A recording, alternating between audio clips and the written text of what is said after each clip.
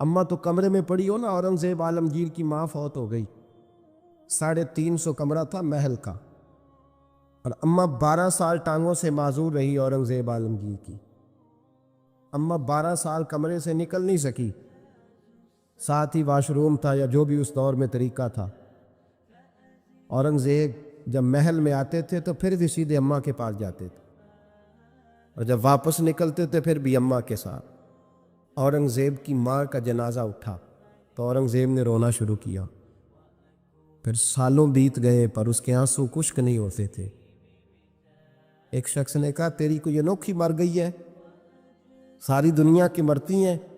اس نے کہا میں بادشاہ ہوں، 24 گھنٹے لوگوں کا آنا جانا ہے، بڑے دبدبے ہیں، بڑے ڈیرے داریاں ہیں، بڑی بھینسیں، بڑی گائیں، بڑے کھانے والے، بڑے لانگری۔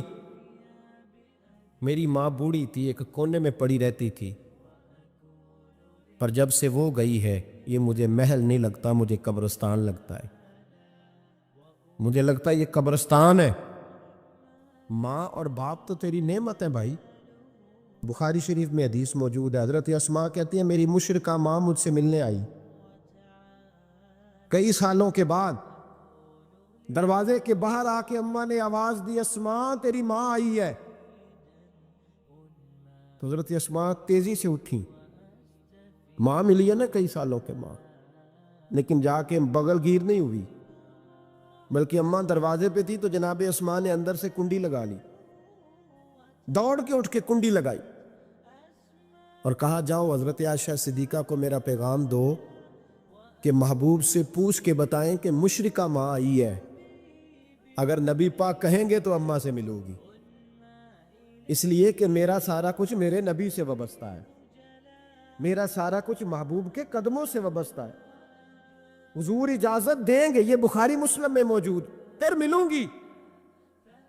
تو حضرت اسماء کا جب پیغام گیا تو نبی پاک علیہ السلام نے فرمایا وہ مشرکہ ہے تو خود ہی اللہ اس سے پوچھ لے گا، اسماء سے کہو تمہاری تو ماں ہے نا، تم تو ملے نا، میرا ابا جی ظالم ہی بڑا ہے، حضرت جی آپ کو نہیں پتا بڑے ظالم ہیں، انہوں نے میرے ساتھ بڑی زیادتیاں کی ہیں۔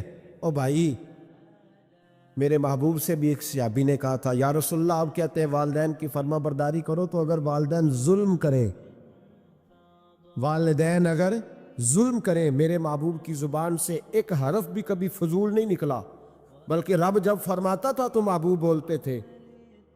اس نے ایک دفعہ کہا حضور اگر والد ظلم کرے، نبی پاک نے 3 دفعہ فرما او یظلمو او یظلمو او یظلمو، اگر وہ ظلم بھی کرے ظلم بھی کرے ظلم بھی کرے تو پھر بھی تو نے ماں باپ کی فرما برداری کرنی۔ 3 دفعہ محبوب نے ارشاد فرما۔ حضرت اسماء کہتی ہیں حضور نے فرمایا تیری تو والدہ ہے نا، تو میل۔ پھر پیغام بھیجا کہ یا رسول اللہ وہ کچھ تحفے بھی لائی ہیں، اگر اجازت ہو تو قبول کروں، فرمایا تیرے لیے اجازت ہے۔ حضرت اسماء اتنی مضبوط مسلمان تھی کہ اماں مشرکہ تھی، لیکن اس کے قریب جانا انہوں نے پسند نہ کیا جب تک حضور اجازت نہ دے۔ فرماتی ہیں جب میرے ابا جی ہجرت کے لیے جانے لگے نا غار ثور پہ تو میری ڈیوٹی لگا گئے، کہنے لگے بیٹی تو بڑی ہے، پیچھے ذرا خیال رکھنا۔ کہتی ہیں 60,000 دینار تھے گھر میں، والد گرامی جب گئے تو ہر چیز ہی ساتھ لے گئے، ایک پیسہ نہیں چھوڑ کے گئے۔ کہتی میرے دادا نابینا تھے حضرت ابو قحافہ، بعد میں مسلمان ہو گئے، وہ آئے اور آ کے کہنے لگے اسماء تیرا ابا سارا کچھ لے گیا ہے، کچھ چھوڑ کے بھی گیا ہے۔ تو کہتی ہیں میں پریشان ہو گئی، کیا جواب دوں، دادا جی بوڑھے یہ تو احتجاج کریں گے۔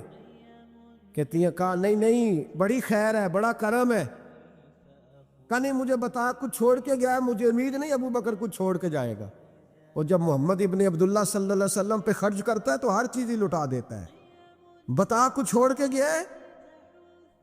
تو حضرت اسماء کہتی دادا جی بوڑھے تھے تو مجھے تجویز آئی، میں جلدی جلدی سے اٹھی، چھوٹے چھوٹے روڑے میں نے کہ گھڑے میں رکھے، اس کے اوپر میں نے ٹاٹ ڈال دیا، میں نے کہا دادا جی پیسے ہیں، ان کا بازو تھام کے تو میں نے وہاں لگا دیا ٹاٹ کے اوپر۔ کہتی ٹاٹ کے اوپر لگایا، یہ نہیں بتایا نیچے کیا، میں نے کہا یہ دیکھیں، کہنے لگی اچھا اچھا ٹھیک ہے، میں نے یہ نہیں کہا پیسے ہیں، غلط بات بھی نہیں کی، اے دیکھیے۔ کہتی ہیں دادا جی کو تسلی ہو گئی، وہ مطمئن ہو گئے، وہ مطمئن ہوئے تو میری آنکھوں میں آنسو آ گئے۔ میں رو پڑی. میں نے کہا دیکھو رب کریم اس عمر میں مجھ سے کیسی خدمتیں لے رہا. جوان بیٹی، یہ ہمارا ہنستا بستا شہر ہے اور سارے اپنے ہیں ہم آپس میں، لیکن کسی کی جوان بچی اس محلے دار سے جس کو وہ بچپن سے جانتی ہے، کونے میں جوان بچی 20-22 سال کی اگر ماچس لینی چلی جائے تو شور ہو جاتا ہے.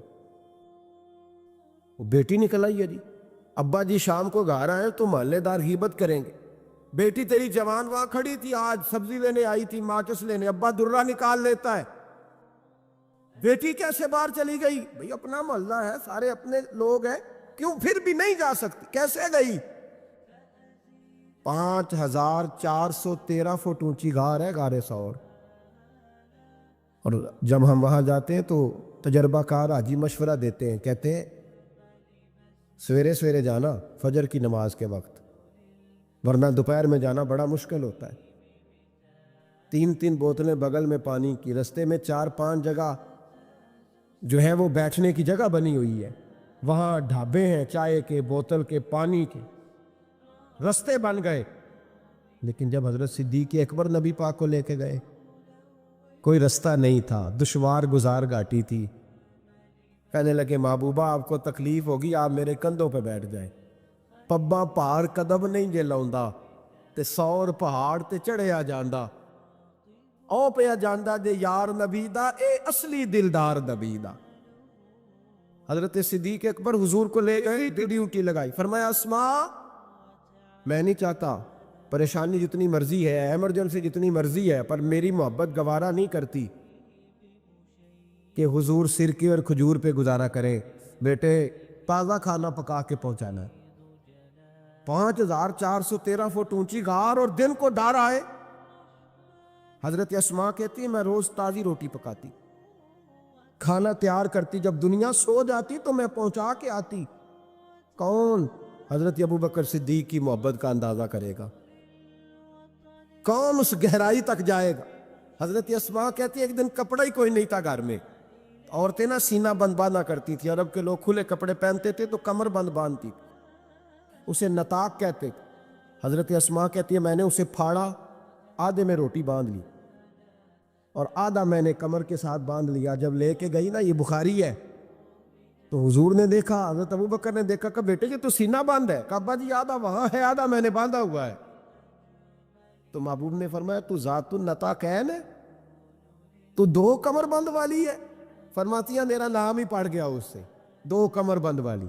حضرت اسماء روز کھانا پہنچاتی، محبت بڑے امتحان لیتی ہے.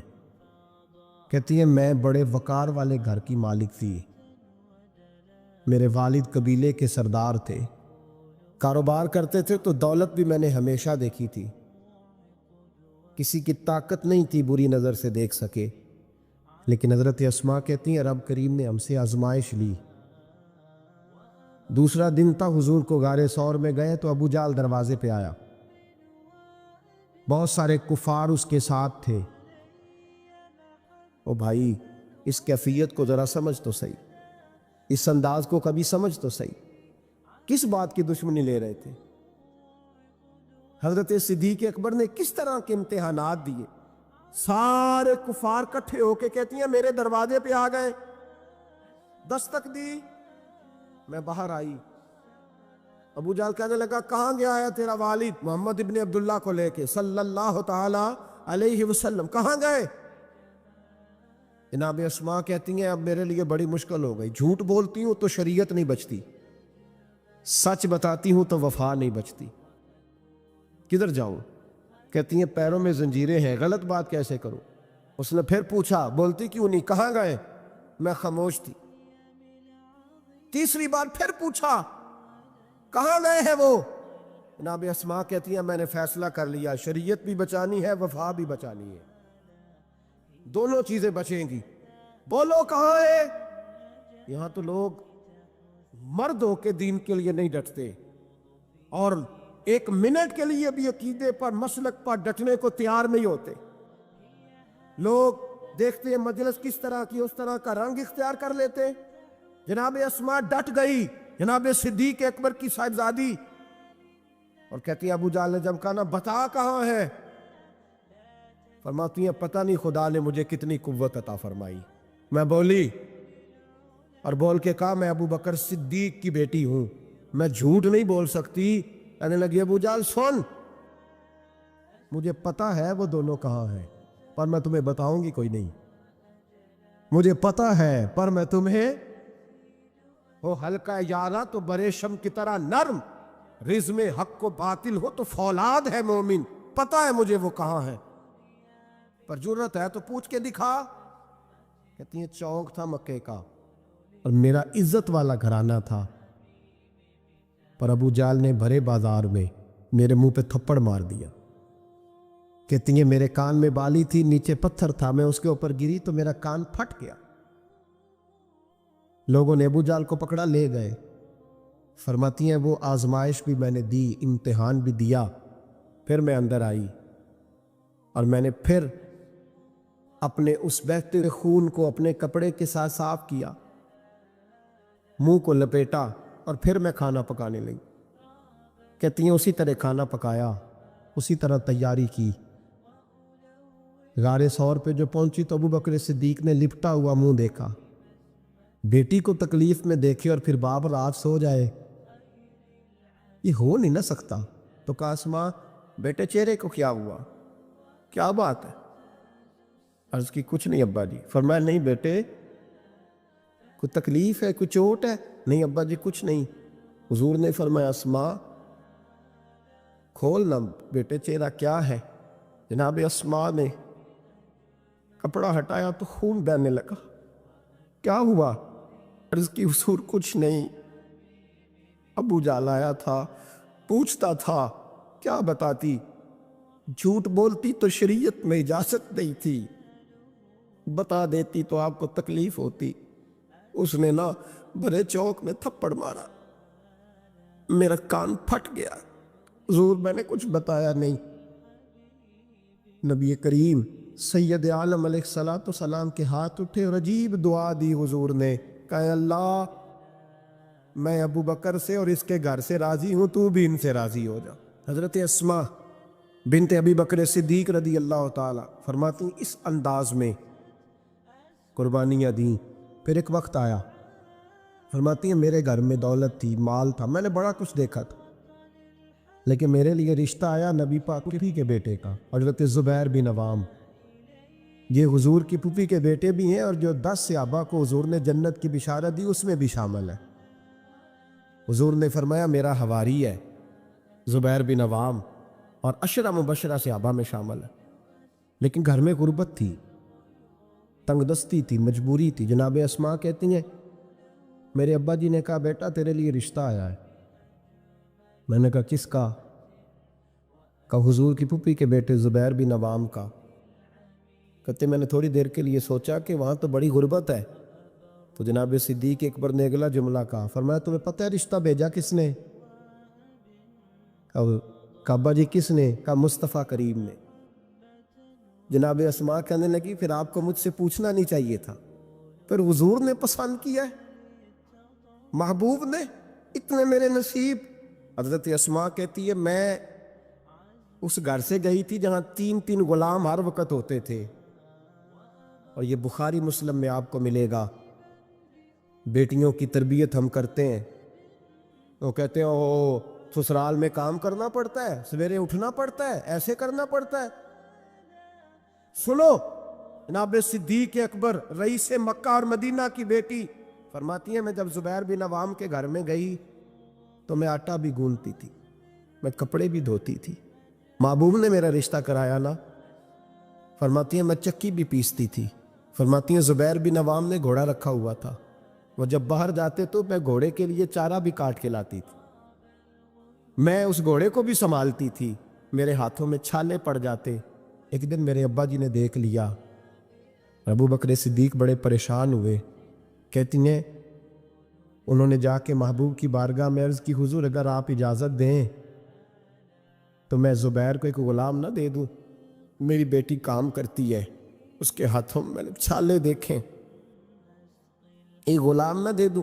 ڈائریکٹ حضرت زبیر بن عوام سے نہیں کہا کہ تو اتنا کام کراتا ہے, جھگڑا نہیں کھڑا کر دیا. کہتی ہیں ایک غلام حضور کے ذریعے جناب ابو بکر صدیق نے بھیجا۔ اب وہ باہر کے کام سنبھالنے لگا، گھوڑے کو چارہ ڈال دیتا، کچھ سودا صرف لا دیتا۔ کہتے مجھے یوں لگا جیسے میں آزاد ہو گئی ہوں۔ غربت بھی تھی، زبیر بن عوام نیک بڑے تھے پر طبیعت کے ذرا سخت تھے۔ ایک دن ابا جی آئے تو میں نے کہا حضور اور تو کچھ چیز نہیں چاہیے، تھوڑی سختی ہے طبیعت میں۔ تو کہتے ہیں میرے والد نے یہ نہیں کہا میں پوچھوں گا، میں حضور سے بات کروں گا۔ کہنے لگے بیٹی صبر کر، بیٹی صبر کر، تیرا خامد نیک ہے، اگر تو اس کی رضا میں دنیا سے گئی تو رب تجھے بغیر حساب جنت عطا فرما دے گا۔ اور خامد کی پرہیزگاری بھی تو دیکھو نا بھائی، صرف دولتوں کی ضرورت ہے، صرف ان چیزوں کی ضرورت ہے، اس کی پرہیزگاری بھی دیکھو۔ اب اسماء کہتی ہیں اس کے بعد میں نے شکوہ نہیں کیا، اس کے بعد دوبارہ شکوہ، سخی بڑی تھی حضرت اسماء۔ حضرت عبداللہ بن زبیر آپ کے بیٹے تھے، کسی نے ان سے پوچھا کہ آپ کی والدہ کا کیا حال تھا؟ تو فرماتے میں اماں کو مصلے پہ چھوڑ کے گیا، عبادت کر رہی، عبادت گزار بڑی تھی، مصلے پہ چھوڑ کے گیا۔ فرماتے میں ظہر کے وقت گیا اور عصر کی نماز کے بعد آیا تو میری اماں ابھی بھی مصلے پہ بیٹھی تھی اور رب سے معافی مانگ رہی تھی۔ کہتے بڑی سخی تھی، اور میری خالہ سیدہ عائشہ بھی بڑی سخی تھی۔ حضرت عبداللہ بن زبیر فرمانے لگے دونوں میں ایک فرق تھا، حضرت عائشہ جب سخاوت کرتی تو کچھ پیسے جمع کر لیتی، ایک ہفتے کے پیسے جمع کر کے جوڑ کے کہتی چلو کسی غریب کا کچھ بن تو جائے، لیکن حضرت اسماء رکھتی نہیں تھی، کہتی تھی روز ہی دینے ہیں، چاہے ایک دینار میں موجود ہے۔ جب ان سے پوچھا گیا ایسا کیوں کرتی ہو تو کہتی ہے میں ایک دن نبی پاک کی بارگاہ میں نا کچھ پیسے دینے لگی تو میں نے 2-3 دفعہ گنے، کہا حضور جی کچھ دینار رکھ لیں، تو محبوب فرمانے لگے اسماء اللہ کے رستے میں گن گن کے نہ دے، ورنہ وہ بھی تجھے گن گن کے ہی دے گا، تو اس کے رستے میں بے حساب دے، وہ بھی تجھے بے حساب ہی عطا فرمائے گا۔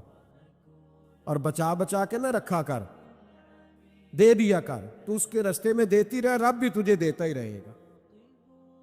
ہم چونکہ گن گن کے دیتے ہیں نا، اس لیے ہم اس فلسفے کو سمجھتے نہیں، گن گن کے دو گے تو گن گن کے ملے گا، بے حساب دو گے تو اللہ بھی بے حساب ہی دے گا۔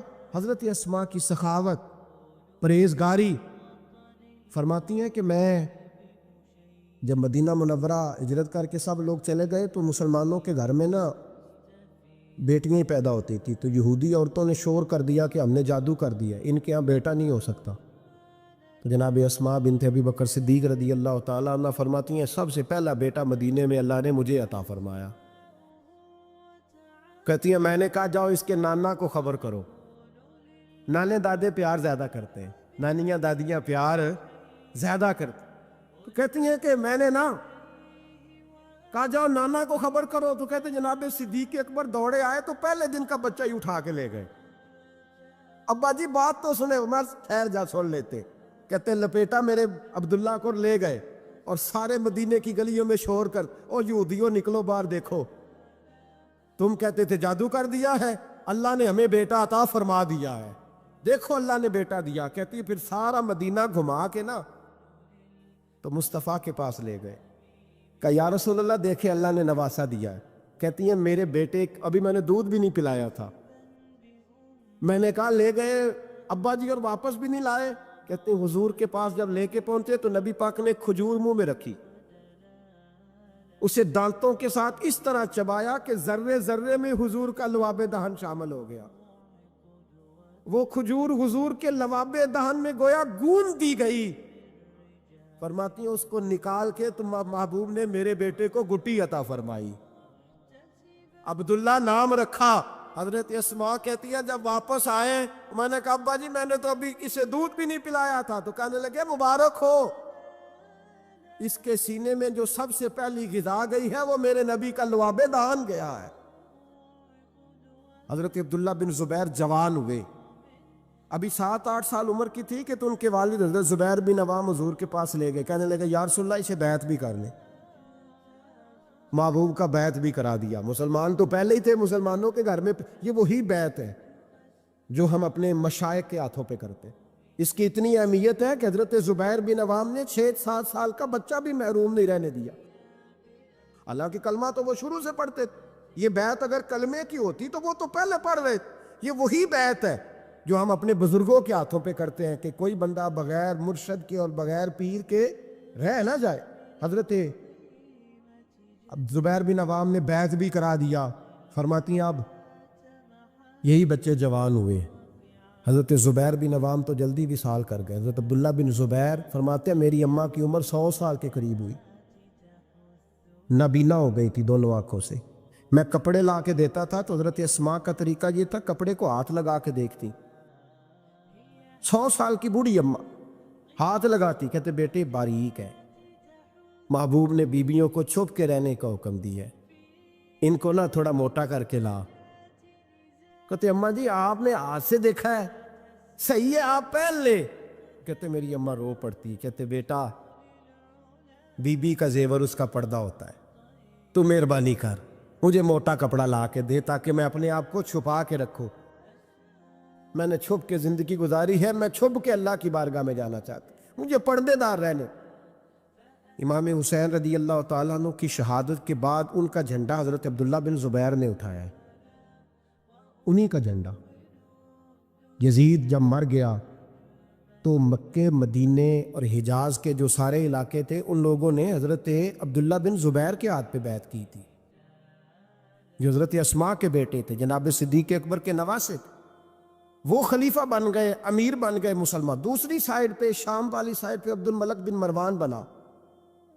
اس نے یہ جو تعمیر کعبہ ہوئی ہے نا دوبارہ سے, جن بنیادوں پہ اب کعبہ ہے, انہی بنیادوں پہ حضرت عبداللہ بن زبیر نے بیت اللہ کو بھی دوبارہ تعمیر کروایا تھا. کیونکہ یزید کی فوجوں نے جب حملہ کیا تو بیت اللہ کے کچھ حصے شہید ہو گئے, تو جناب عبداللہ بن زبیر نے اسے بھی دوبارہ بنوایا. عبد الملک بن مروان نے حجاج بن یوسف کو ان کے مقابلے میں بھیجا. لڑائی ہونے لگی, 5.5 مہینے جنگ ہوتی رہی. حضرت عبداللہ بن زبیر کی فوجیں, کچھ تو شہید ہو گئے لوگ, کچھ بکھر گئے, آپ اکیلے رہ گئے. کہتے میری 100 سال کی بوڑھی اماں, میں اماں سے مشورہ کرنے آیا حضرت اسماء سے. بچے اس لیے بزدل ہوتے ہیں کہ باپ انہیں دلیری سکھاتا ہی نہیں. کہتے 100 سال کی بوڑھی اور نابینا اماں, کیوں نہیں بچے جہاد کے لیے تیار ہو رہے ہیں؟ مائیں کہتی ہیں شاید گھر میں رہیں گے تو موت نہیں آئے گی, شاید یہ اندر رہیں گے تو بچ جائیں گے. فرماتی 100 سال کی بوڑھی اماں سے جا کے کہا اماں اب تو میں تقریباً اکیلا رہ گیا ہوں, کیا کروں؟ تو کہتے میری ماں کہنے لگی حضرت اسماء بیٹے پہلے تو یہ بتا کہ تو حق پہ ہے کہ نہیں. کہ میں نے کہا اماں ہوں تو میں حق پہ. تو کہنے لگی جا پھر میدان میں کھڑا ہو جا اور جا کے لڑ, جب تک رب کو منظور ہوگا تجھے زندگی دے گا. اور بیٹا یاد رکھ جسے شہادت ملتی ہے اسے بھی اللہ کی مدد کے ساتھ ہی ملتی ہے, شہادت بھی اللہ کی مدد سے ملتی ہے, میدان میں جا. تو کہتے میں نے اپنی اماں سے کہا اماں یہ جو حجاج ہے بڑا ظالم ہے, سنا ہے جب کسی کو قتل کرتا ہے تو لاش کے ٹکڑے ٹکڑے کر دیتا ہے, وجود سارا کاٹ ڈالتا ہے. تو کہتے میری اماں میرے کندھے پہ تھپکی دے کے کہنے لگی بیٹے بکرے کو صرف ذبح ہوتے وقت تکلیف ہوتی ہے, جب اس کھال اتاری جائے تو کوئی تکلیف نہیں ہوتی, جب اس کا گوشت بنایا جائے تو کوئی. تو بیٹے گھبرانا نہ, رہنا میدان کے اندر, دیکھنا میں تجھے بھاگتا ہوا نہ سنوں, جا میرا بیٹا اللہ تیری مدد کرے گا. حضرت عبداللہ بن زبیر کہتے ہیں میری ماں کی گفتگو نے میرے وجود کو فولاد کر دیا. فرماتے ہیں جذبہ جہاد میری اماں نے میرے سینے میں بھر دیا. جب میں نکلا میدان میں تو حضرت اسماء پھر پکارنے لگی, کہنے لگی عبداللہ یہ یاد رکھنا کہ تم اس کے بیٹے ہو جس کو میرے نبی نے اپنا حواری کہا تھا, اور نبی پاک نے تیرے باپ کو دنیا میں جنت کی بشارت دی تھی. اور یاد رکھنا کہ تیری دادی مصطفیٰ کی سگی پھپھی تھی, اور یہ بھی یاد رکھنا کہ تیرے نانا وہ ہے جنہیں دنیا صدیق اکبر کہتی ہے. اور یہ بھی ذہن میں رکھنا کہ تیری خالہ وہ ہے جو ام المومنین سیدہ عائشہ ہے. بیٹا جب میدان میں لڑنا تو اپنے خاندانی وقار کا ضرور خیال رکھنا, یاد رکھنا تم کون ہو, کس کے بیٹے ہو, کس کے بھانجے, کس کے بھتیجے, کس کے نواسے, خیال رکھنا.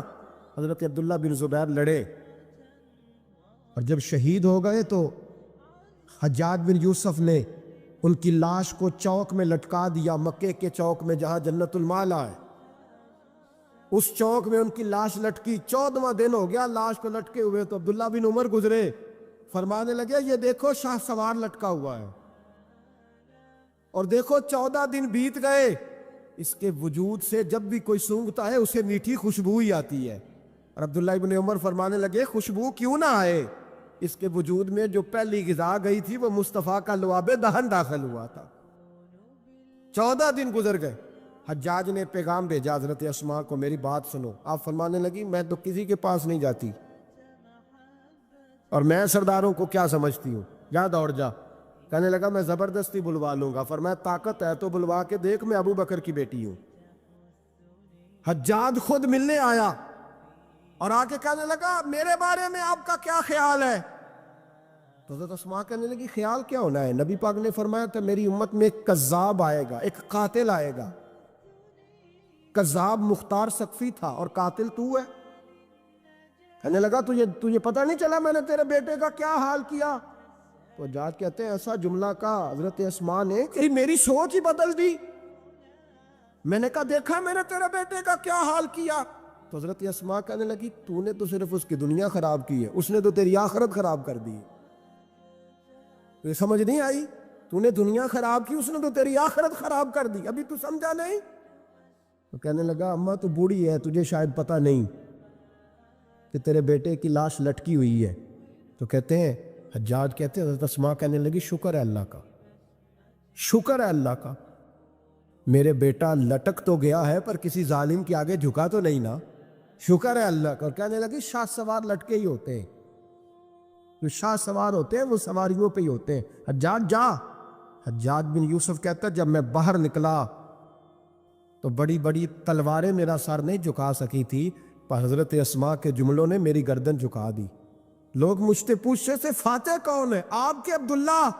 تو حجاج کہتا نہ میں، اور دوسروں کو تو وہ ماننے کو تیار ہی نہیں تھا نا۔ کہتا ہے فاتح دیکھنا ہے تو وہ ابو بکر کی بیٹی اندر بیٹھی ہے، وہ سب سے زیادہ فاتح، وہ فاتح ہے، اس کا حوصلہ جوان ہے، جس کے سینے میں ایمان کی قوت تگڑی ہے، جو آج بھی ان اصولوں پہ قائم ہے جو مصطفیٰ نے دیے تھے۔ حضرت اسماء اپنے بیٹے کے شہادت کے 3-4 دن کے بعد ہی وصال کر گئیں۔ 100 سال کی اسماء کا جب جنازہ اٹھا تو پھر دیکھا مکے کے لوگوں نے اور مدینے کے لوگوں نے کہ بادشاہوں کے جنازے میں اتنی خلقت نہیں آتی جتنی اس خاتون کے جنازے میں لوگ آئے، اور لوگ کہہ رہے تھے آج وہ خاتون دنیا سے گئی ہے جس خاتون نے اپنی زندگی کے 80 سال رسول اللہ کے دین کو دیے۔ بھائی یہ بات آج اس لیے ان کا ذکر، کیونکہ ان کا وصال بھی جمادی الثانی میں ہوا، اس لیے چھیڑا ہے۔ اپنے گھروں کے اندر ہم نے تربیت کا، بیٹیوں کی تربیت کا وہ والا ماحول بنانا ہے جو حضرت اسماء بنت ابی بکر کا تھا۔ ہماری بچیاں کہتی ہیں دکھ ہی بڑے تھے، غربت ہی بڑی تھی، ساری زندگی ٹینشن کی نظر ہی ہو گئی، ہم کیسے جمع ہوتے۔ وہ تو امیر گھر سے غریب گھر میں آئی تھی، غربتوں کی ٹینشن نے کبھی انہیں پریشان نہیں کیا، بلکہ ان کے ایمان کو جلا بخشی، توانا رہیں۔ جب مائیں حضرت اسماء جیسی ہوتی ہیں تو بیٹے حضرت عبداللہ بن زبیر جیسے پیدا ہوتے ہیں۔ اتنے تگڑے اور دلیر بیٹے پھر دنیا کو ملتے۔ اپنی بچیوں کی تربیت کریں، سارا دکھ روٹی کا ہی ہے، دولت کا ہی ہے، جائیداد کا ہی ہے، کھانے پینے کا ہی ہے، اور بھی غم ہے زمانے میں محبت کے سوا، کچھ اور بھی توجہ کریں بھائی، یہ تو ایک جوز ہے، تو ایک جوز ہے صرف زندگی کا، باقی ساری زندگی تو آگے پڑی ہوئی۔ ان کی تربیت کریں، اصل نہج پر انہیں سمجھائیں۔ حضرت اسماء نے روشن کردار ادا کیا، تقوی، پرہیزگاری، عبادت، سخاوت، رسول اللہ کی نوکری، نبی پاک کی کامل محبت، اپنے بچوں کی تربیت، حضور کی ہر بات کے ساتھ وفا ان کا ترہ امتیاز رہا۔ وہ ہمیں سبق دے کے گئیں، اگر دنیا میں زندہ رہنا ہے تو محبوب کے بن کے رہو، زندہ رہو گے، تابندہ رہو گے، پائندہ رہو گے، ہمیشہ مدحت خیر الانام میں گزرے۔ دعا ہے یہ عمر درود و سلام میں گزرے۔ آخر دعویٰ یعنی الحمد۔